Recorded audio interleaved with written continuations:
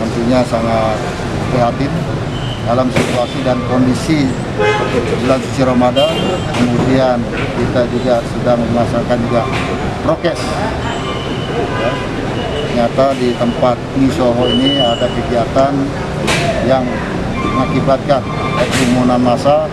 Tentunya kami dari Polresta akan melakukan penindakan terhadap apa yang menjadi pelanggaran-pelanggaran yang dilakukan oleh atau dilaksanakan di Misoho ini.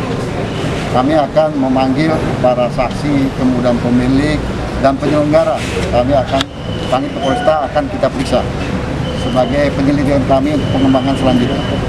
Dan selain penyegelan juga ada sanksi ya terhadap pemiliknya. Tentunya nanti setelah kita melakukan pemeriksaan, penyelidikan, tentunya hasil pengembangan itu akan kita lakukan. Arahnya kemana? Kemungkinan